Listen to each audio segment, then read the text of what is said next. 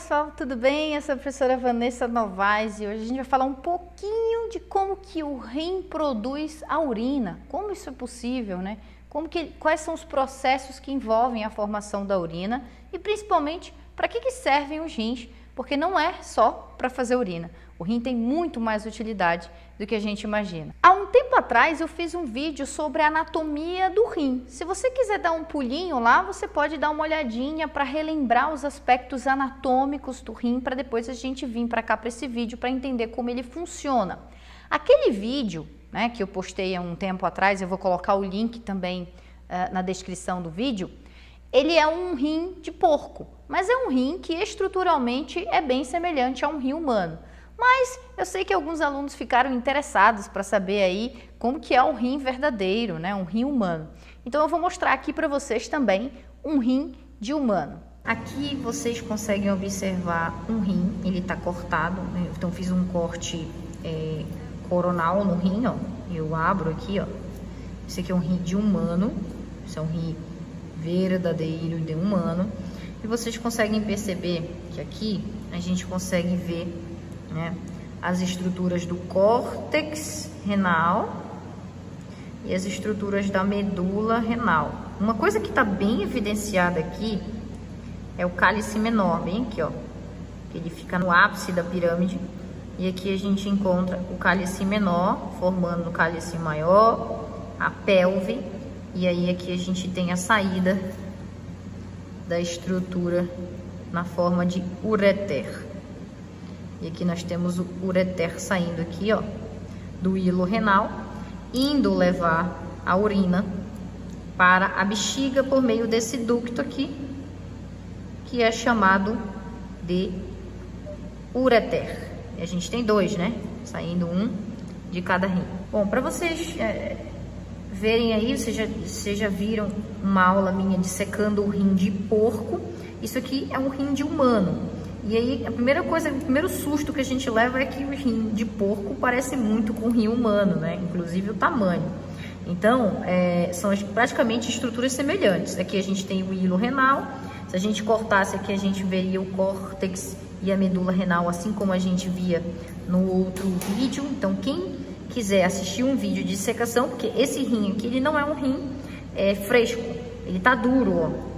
Isso aqui não é assim que é o rim na vida real. Ele tá duro assim porque a gente tá colocando esse órgão no formol para manter ele nesse estado, para ele não apodrecer. E aí o formol ele acaba deixando o rim duro e também altera não só a consistência como a coloração. Ele fica um pouco mais escuro e tal, mas as estruturas são basicamente essas. Esse aqui é um rim humano e você pode comparar esse rim com um rim de porco no outro vídeo. A unidade funcional do rim são os néfrons. O que são néfrons? São espécies de tubulações feitas por várias células, tá? O néfron não é uma célula, são várias juntas que formam um néfron. E é a menor parte do rim com função completa. Ou seja, são nos néfrons que a urina é formada. Nós temos aí cerca de 800 mil a 1 milhão de néfron em cada rim. E a partir dos 40 anos, a gente vai perdendo esses néfrons, cerca de 10% dos néfrons a cada 10 anos. De forma que com os 80 anos nós temos 40% menos néfron do que uma pessoa mais jovem. Pessoal, com relação às funções do rim, vocês vão se surpreender com as inúmeras funções que os rins têm para a nossa sobrevivência. Uma delas, e uma das principais, é a excreção de metabólitos, de substâncias que devem ser eliminadas do corpo, pois se concentradas são extremamente tóxicas. Como, por exemplo, a ureia, que é produzida a partir do metabolismo dos aminoácidos, o ácido úrico, do metabolismo dos ácidos nucleicos, a creatinina, do metabolismo da creatina muscular, né? Fármacos e substâncias que a gente ingere, a bilirrubina, do metabolismo lá das hemoglobinas e por aí vai. Então, a gente precisa eliminar esses metabólitos e isso é feito pelos rins. Outra função importante dos rins é a sua função hidroeletrolítica e também no controle da osmolaridade dos líquidos corporais. Por exemplo, se os rins resolverem filtrar mais e fazerem maior volume urinário, o que vai acontecer é que nós vamos perder mais líquido. E aí nós estamos desidratando, diminuindo a volemia. Mas se ao contrário, os rins começarem a reter mais líquido e diminuir o volume urinário, então nós vamos aumentar a volemia. Com isso, a gente tem o equilíbrio hídrico do nosso corpo sendo aí controlado pelos rins. Além disso, ele também consegue equilibrar os níveis de eletrólitos, como sódio, potássio, cálcio, fósforo e etc. E essas substâncias, elas são controladas também pelos rins. Os rins conseguem eliminar o excesso na urina ou reter no corpo se estiver em falta. Com essa regulação da volemia, os rins passam também a serem capazes de controlar a pressão arterial, pois se ele retém mais líquido e diminui o volume urinário, nós aumentamos a volemia e com isso, se eu tenho mais sangue dentro dos vasos, eu vou aumentar a pressão arterial. Do contrário, se eu aumento o volume urinário e elimino o maior volume urinário, eu estou perdendo líquido, eu diminuo a volemia e isso também vai resultar numa menor pressão arterial. Outra coisa interessante é que os rins, eles produzem hormônios, 2 hormônios. A eritropoetina, envolvida no desenvolvimento de novas hemácias, e a renina, que faz parte de um sistema dentro do sistema endócrino chamado de sistema renina-angiotensina-aldosterona.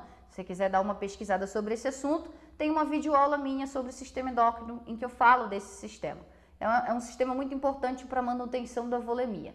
Além do mais, os rins também vão excretar tudo que estiver em excesso no nosso corpo e que nós podemos aí nos dar ao luxo, digamos assim, de eliminar do nosso corpo. E uma coisa que poucas pessoas sabem é que os rins fazem a gliconeogênese, que é um processo metabólico onde nós temos a produção de glicose a partir de moléculas inusitadas, como aminoácido, como gordura, né, lipídios, ácido lático, e a gente consegue converter tudo isso em glicose. Esse processo a gente chama de gliconeogênese.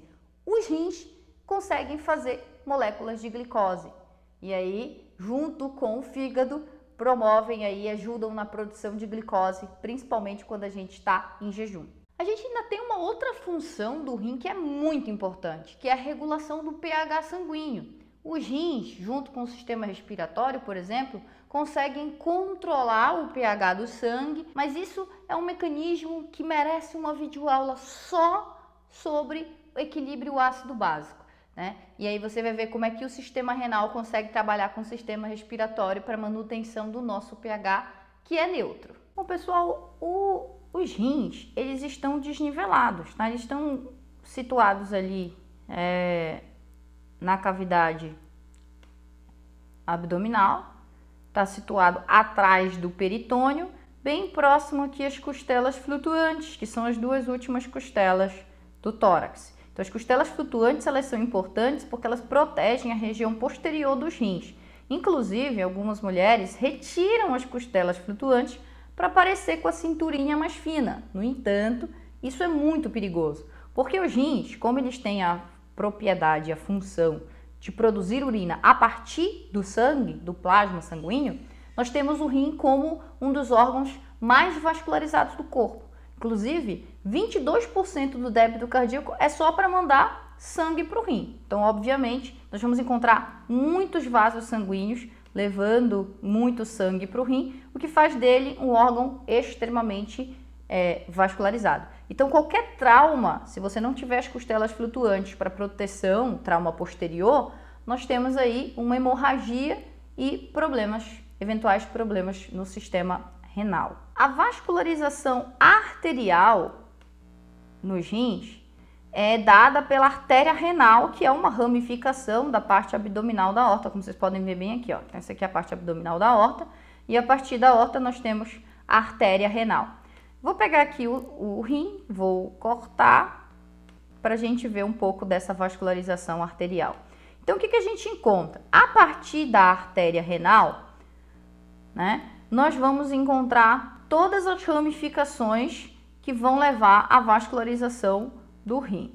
E aí, nós vamos encontrar aqui, por exemplo, as artérias interlobares, que são essas que estão entre as pirâmides renais, as artérias arqueadas, que são essas que dão a volta aqui na base das pirâmides renais, e apesar da gente não conseguir visualizar aqui, A partir das artérias arqueadas, nós vamos encontrar artérias interlobulares que se projetam em direção ao córtex renal. Para a circulação venosa, as veias renais se conectam com a veia cava inferior. E aí nós temos aqui a veia cava inferior. A partir dela, nós vamos encontrar as veias renais. Ó, vamos lá. Ó, então aqui a gente encontra as veias renais. A partir das veias, e aí a gente tem veias interlobares, veias arqueadas, veias interlobulares, nós vamos encontrar, elas são todas tributárias da veia renal. A veia renal vai desembocar na veia cava inferior e a veia cava inferior vai levar esse sangue para o coração. Se vocês observarem, o rim esquerdo ele é mais alto do que o rim direito. Isso acontece porque aqui em cima nós temos a presença do fígado. O fígado é um órgão muito pesado e acaba empurrando o rim direito um pouquinho para baixo. Então é natural a gente encontrar esse desnivelamento entre o rim direito, que é mais baixo, do que o rim esquerdo. Bom, aqui a gente tem uma visão mais interessante sobre a vascularização do rim. Então a gente tem o sangue chegando no rim pela artéria renal. Da artéria renal nós temos as artérias segmentares. As artérias segmentares vão dar origem às artérias interlobares. Cada artéria interlobar vai fazer um arco aqui na base da pirâmide, chamada de artérias arqueadas. Essas artérias arqueadas elas vão se ramificar em artérias interlobulares. E a partir dessas artérias interlobulares, nós temos as arteríolas aferentes que vão entrar no néfron e vão ser responsáveis pela primeira fase para a formação da urina, que é a filtração. E a circulação venosa? Aí a gente tem, dos glomérulos, a gente tem as arteríolas eferentes, né? E aí, a partir daí, nós temos os capilares peritubulares. E esses capilares peritubulares vão dar origem às veias interlobulares, que são essas veias que estão aqui no córtex renal. Das veias interlobulares, nós vamos ter as veias arqueadas, veias interlobares, veias interlobares, veia renal, que é essa aqui, ó. E da veia renal a gente vai desembocar na veia cava inferior, levando esse sangue já filtrado de volta para as demais regiões da circulação sistêmica. Tá, por que é importante essa vascularização toda? Porque a formação da urina nada mais é do que processos que acontecem no néfron em contato com o sangue. Então, na verdade, a urina ela é um filtrado do sangue. Então, basicamente, quais são as etapas para a formação da urina? Principalmente, nós temos a primeira etapa para a formação da urina é a filtração, que vai acontecer numa região específica do néfron, chamada de cápsula de Bowman. Tá? Depois da filtração, nós temos o processo de reabsorção e de secreção. Então, a partir desses três processos, nós temos aquilo que vai ser excretado, que é a urina. Então, a excreção nada mais é do que a filtração menos aquilo que é reabsorvido mais aquilo que é secretado. Mas antes de mais nada, para não confundir a tua mente, vamos entender primeiro quais são as partes do néfron e como que o néfron é capaz de produzir a urina. Primeira coisa que eu queria dizer é que o néfron não é uma única célula. Ele, na verdade, é um aglomerado de células que formam tubulações e nessas tubulações nós temos uma organização bem definida e a gente chama essas tubulações de néfron. Quais são os componentes do néfron? Se você olhar aqui, a gente está vendo dois néfrons, um aqui e outro bem aqui. Mas eu vou pegar esse néfron, o néfron é todo enrolado, então eu vou desenrolar o néfron para a gente ver as partes do néfron. Então aqui a gente está em contato com as partes do néfron. O que a gente observa? O néfron ele é composto pela cápsula de Bowman, que é essa região que envolve esses capilares, chamado de glomérulo. Aqui nós temos os túbulos contorcidos proximais, a alça de Henle, o ramo descendente, o ramo ascendente da alça de Henle, túbulo contorcido distal, e esse túbulo contorcido distal formam os ductos coletores. E esse ducto coletor, ele recebe o ducto coletor de vários outros néfrons, tá? Então, um ducto coletor principal recebe vários outros ductos coletores dos outros néfrons. Então, quais são os processos que envolvem a formação da urina? Então, primeira coisa, o sangue entra no néfron pela arteríola aferente e ele chega aqui no glomérulo. O glomérulo são capilares. Aqui no glomérulo, o sangue ele vai estar numa pressão muito alta em relação aos demais capilares da circulação sistêmica. Tá? Nós temos aí uma pressão cerca de 60 milímetros de mercúrio acontecendo aí dentro do glomérulo. Essa pressão exorbitante vai fazer o sangue bater com força no capilar glomerular. E com isso, algumas estruturas vão atravessar os poros, porque esses capilares são fenestrados, são cheios de buraquinhos, né? São cheios de poros, e se ele for suficientemente pequeno, impermeável, ele atravessa essa parede e ele cai aqui para dentro da cápsula de Bowman. Agora o filtrado já está dentro do néfron. Esse fenômeno é a primeira fase para a formação da urina, chamada de filtração glomerular. Detalhe, tá? Depois que acontece a filtração glomerular, o que a gente chama aqui não é de urina, a gente vai chamar de filtrado, porque nem tudo que foi filtrado vai de fato ser eliminado do corpo. Na verdade, de 100% daquilo que é filtrado, 99% ou até mais que isso é devolvido para a circulação sanguínea. Então, 99% ou mais dele volta para a corrente sanguínea por um processo chamado de reabsorção, que pode acontecer nos túbulos contorcidos proximais, na alça de Henle, no túbulo contorcido distal ou no ducto coletor. Então, algumas estruturas vão ser reabsorvidas e vão ser devolvidas à corrente sanguínea. O que, por exemplo, é filtrado que é reabsorvido? Glicose, né? Eventualmente, a glicose pode atravessar, né, o glomérulo e cair para dentro da cápsula de Bowman, porém, não podemos eliminar a glicose e nem aminoácido, que também eventualmente pode atravessar. Porque aminoácido é utilizado como fonte de energia, também é utilizado para produzir proteínas. A glicose também é utilizada como fonte de energia e também é utilizada para diversos outros processos. Então nós não podemos jogar fora nem aminoácido nem glicose. Foi filtrado, a gente precisa devolver esses nutrientes de volta à grande circulação. E isso vai acontecer por um processo de reabsorção que vai acontecer ao longo dos túbulos do néfron. Bom, mas também tem algumas coisas que não são filtradas e que deveriam ser eliminadas do corpo porque são tóxicas ou porque estão em excesso no organismo. Aí, essas estruturas que não foram filtradas aqui, elas ainda podem compor a urina por um processo chamado de secreção, tá? Bom, então aqui a gente consegue ver a importância dessa vascularização do néfron, já que o néfron vai fazer a urina a partir da corrente sanguínea. Então aqui a gente tem, ó, a arteríola aferente levando o sangue para a cápsula de Bowman, e aí chegando aqui no glomérulo. Então aqui o sangue vai atravessar os poros e cair para dentro da cápsula de Bowman, e aí a gente chama isso aqui de filtrado. O que foi filtrado, que não pode ser eliminado, vai voltar para a corrente sanguínea por esses capilares peritubulares que vocês estão vendo aqui, meio que emaranhado nos túbulos dos néfrons, todo o restante da tubulação do néfron. E o que não foi filtrado, que deve ser eliminado, também vai ser secretado dos capilares peritubulares de volta para dentro do néfron, para os túbulos do néfron. E aí, o que permaneceu no sangue vai aqui voltar aqui, ó, pelas veias interlobulares. Essas veias interlobulares desembocam nas veias arqueadas, das veias arqueadas a gente vai para a veia renal e assim esse sangue sai do rim, aquilo que não foi feito, a partir dele que não foi feito na urina. Agora, o que foi filtrado e o que foi secretado, né, e o que não foi reabsorvido, vai ficar aqui dentro do néfron, vai continuar as tubulações do néfron até chegar aqui no ducto coletor principal, e esse ducto coletor vai desembocar no cálice menor, e do cálice menor para o cálice maior, do cálice maior para a pelve, da pelve para o ureter e do ureter para dentro da bexiga. Então, a possibilidade da gente mudar a constituição da urina só vai acontecer enquanto a substância estiver dentro dos túbulos do néfron.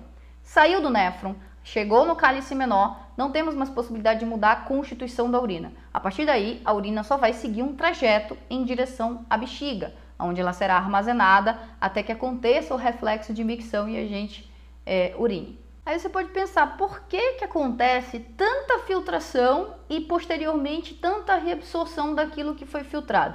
Então Então, mais de 90%, então aqui a gente tem 100% do sangue entrando no glomérulo, 20% dele é filtrado, mais de 19% dele é reabsorvido, ou seja, menos de 1% daquilo que chega no glomérulo vai de fato ser eliminado na urina. Por que tão pouco é de fato excretado? Isso parece um pouco redundante, mas na verdade o que acontece é, se você estiver com uma substância muito tóxica no teu sangue, o ideal é que o teu sangue passe várias vezes por este glomérulo para que você elimine o mais rápido possível a substância tóxica, e aquilo que não deveria ser eliminado, é melhor aquilo ser filtrado e depois reabsorvido, mas para garantir que aquilo que deva ser excretado seja de fato excretado. Pra você ter uma noção, nós temos aí cerca de 3 litros de sangue, mas passa cerca de 180 litros de sangue pelo glomérulo por dia. Isso significa dizer que o sangue passa várias vezes pelo glomérulo ao longo do dia. Nós temos aí o plasma, cada plasma sendo filtrado aí cerca de 60 vezes por dia. A gente tem algumas pressões favoráveis para a filtração acontecer e algumas pressões não favoráveis para a filtração acontecer. Por exemplo, nós temos a pressão hidrostática do glomérulo, ou seja, a pressão do sangue na parede glomerular. Essa pressão hidrostática ela é em torno de 55 milímetros de mercúrio, então é a favor da filtração. Mas a gente também tem a pressão do fluido que está aqui na cápsula de Bowman, que é uma pressão de resistência contra a filtração de 15 milímetros. E a gente ainda tem uma pressão chamada de pressão coloidosmótica. O que é pressão coloidosmótica? No sangue nós temos vários solutos. E esses solutos, eles têm uma tendência de atrair a água para dentro dos vasos sanguíneos. Isso a gente chama de pressão coloidosmótica. E o sangue tem essa pressão, e é claro que essa pressão mantém o fluido dentro dos vasos. E isso, obviamente, vai impedir a filtração, né, de acontecer. Nós temos essa pressão de cerca de 30 milímetros de mercúrio. Então, nós temos 55 milímetros de mercúrio a favor da filtração e 45 contra, sobrando aí 10 milímetros de mercúrio a favor da filtração. E aí nós temos um mecanismo muito rebuscado de controle dessa taxa de filtração ao longo do néfron. Como é que acontece esse controle tão refinado da taxa de filtração glomerular? Primeiro, galera, nós podemos, por exemplo, alterar o raio da arteríola aferente. Pensa comigo, se a arteríola aferente dilatar, vai chegar mais sangue no glomérulo. Concorda comigo que mais sangue dentro do glomérulo vai aumentar a pressão hidrostática, que é uma pressão que vai estimular a filtração? Então, se eu fizer uma dilatação da arteríola aferente, nós temos um aumento da taxa de filtração glomerular. Agora, se eu fizer o contrário, se eu fizer uma vasoconstrição da arteríola aferente, aí a gente vai ter um aumento da resistência à passagem de sangue aqui na arteríola aferente e, consequentemente, isso também vai diminuir a pressão hidrostática no glomérulo, que vai resultar em uma menor taxa de filtração glomerular, tá? Agora, e se eu mexer na arteríola eferente? Se eu fizer uma vasoconstrição na arteríola eferente, eu estou aumentando a resistência para a saída do sangue do glomérulo. Significa dizer que eu vou acumular sangue dentro do glomérulo e isso vai aumentar a pressão hidrostática e, consequentemente, maior será a taxa de filtração glomerular. Com isso, galera, a gente consegue ter um controle bem rebuscado, né, da taxa de filtração glomerular. Como que isso acontece? Como o glomérulo ele é todo enrolado, a alça de Henle passa entre a arteríola aferente e eferente aqui, tá vendo? Isso aqui é a parte ascendente da alça de Henle. Tá aqui, ó, se a gente cortar, a gente vê a alça de Henle encostado na arteríola eferente e na arteríola aferente. Aqui ao redor aqui da arteríola aferente, nós temos células especializadas, né, que são células glanulares que secretam um hormônio chamado de renina. Guarda esta informação que ela vai ser importante no entendimento desse controle da taxa de filtração glomerular. Como é que funciona? Bom, vamos supor que nós temos um aumento da taxa de filtração glomerular. Se há um aumento da taxa de filtração glomerular, o fluido que passa pelos ductos, eles aumentam. E o aumento do fluido que passa pelos ductos vai ativar a mácula densa. E a mácula densa vai secretar algumas substâncias parácrinas que vão estimular aí a arteríola aferente a executar um movimento de vasoconstrição. Essa vasoconstrição na arteríola aferente vai aumentar a resistência à entrada de sangue no glomérulo e, consequentemente, menos sangue entra no glomérulo, diminuindo a pressão hidrostática e, consequentemente, isso vai resultar numa menor taxa de filtração glomerular. Agora, nós também temos uma regulação para aumentar a taxa de filtração glomerular no caso da filtração glomerular diminuir. O que vai acontecer? Com a diminuição da filtração glomerular, nós temos uma diminuição do fluxo de fluido na alça de Henle. E isso, claro, o fluido vai passar mais devagarzinho na alça de Henle, vai possibilitar uma maior reabsorção de sódio. Com isso, nós vamos ter menos cloreto de sódio na mácula densa.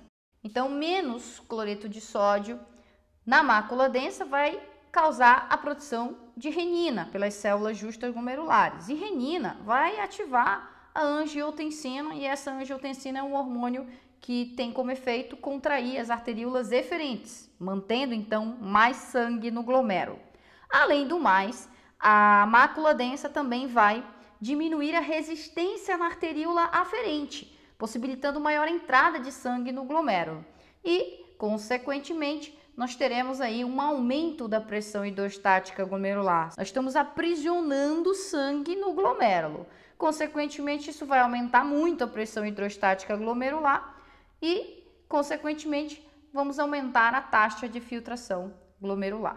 Às vezes, a formação dos cálculos renais, a famosa pedra no rim, obstruem a passagem da urina. Começa a se acumular a urina, por exemplo, na pelve, nos cálices, e isso vai resultar num aumento da pressão hidrostática lá na cápsula de Bowman, que é uma pressão hidrostática da cápsula de Bowman, uma pressão hidrostática contra a filtração glomerular. Isso às vezes até faz a pessoa parar de filtrar ali na cápsula de Bowman. E aí a gente tem um processo chamado de hidronefrose, que é uma dilatação, uma distensão das pelves e dos cálices do rim, em virtude de uma obstrução total ao fluxo de urina formado por meio da formação de um cálculo em algum trajeto, inclusive um trajeto até mesmo distante, por exemplo, lá no ureter. Às vezes também pode acontecer algumas nefropatias que fazem os poros do glomérulo ali com a cápsula de Bowman ficarem maiores ou menos ou mais permeáveis, né? Menos impermeáveis a certas substâncias que naturalmente não atravessariam. O que não atravessa a cápsula de Bowman? O que não é filtrado de jeito nenhum? Proteínas, né, e hemácias.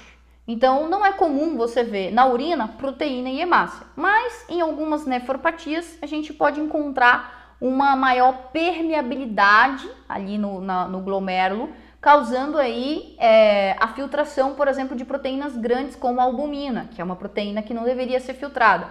A albumina, ela é importante para a pressão coilodosmótica no sangue, para manter água dentro dos vasos sanguíneos. Então, quando eu tenho a filtração da albumina, a albumina começa a ir para dentro do néfron, eu vou começar a ter edema, porque aí sem albumina no sangue, ou perdendo a albumina no sangue, a água dos vasos sanguíneos começam a extrapolar para o líquido intersticial, causando edema. A gente começa a observar a presença de proteínas na urina, que a gente chama isso de proteinúria.